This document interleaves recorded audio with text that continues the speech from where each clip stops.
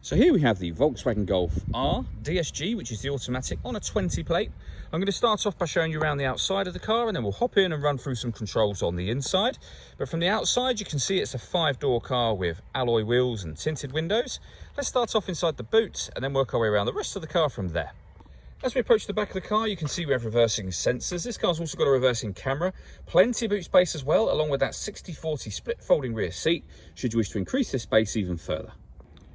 Okay, so we're just going to work our way back round to the front of the car, and then we'll hop in and run through some controls on the inside. But now that we've done a full circle of it, you can see it's in excellent condition the whole way round.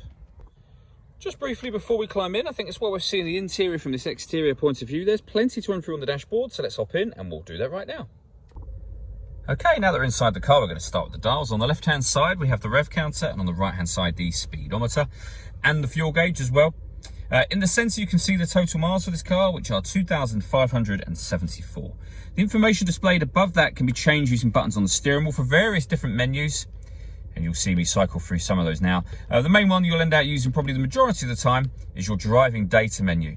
Various bits of fuel economy information contained within this, but as you just saw briefly there, that digital readout for the speedometer is particularly handy. If we back out to the steering wheel, on the right-hand side, we have stereo and phone controls and the buttons I was using just a moment ago for that central screen. And on the left-hand side, we have stereo controls and cruise control. This car also has the ability, after pressing that button, to be able to maintain its own distance between itself and the car in front, both slowing itself down and speeding itself up accordingly. And there's a video that we've done that shows how that works, which you can find on our website and also on our YouTube channel as well. Over in the centre, we have the touch screen for the cars. This is where you'll find your radio. And you'll see this car has got DAB, FM and AM radio. If you listen to your own music, you can do. There's plenty of ways of doing that as well. And they include Bluetooth audio, so you can stream your music wirelessly, as well as obviously using Bluetooth to make and receive phone calls. I mentioned when we were at the rear of the car that we had a reversing camera. You can see that there. So it's a full colour camera with guidelines showing you what direction the car is headed in relation to the image that you see shown on the screen. This car's also got satellite navigation, and again there's a video that shows how that works, which you can find on our website and also on our YouTube channel as well. Below that, we have dual zone climate control, so you can adjust the passenger and driver temperatures, the fan speed up and down. You can determine where you'd like the air to be diverted once it enters the car. This button will then turn your air conditioning on and off again, of course, or you can hit auto. The car will now take control of those temperatures, or it will maintain those temperatures by taking control of the fan speed and the direction of the air. To override it, just readjust the fans, put it back on whatever setting you want it on up here as well. We've also got heated driver and passenger seats, both with 3 different heat settings on each.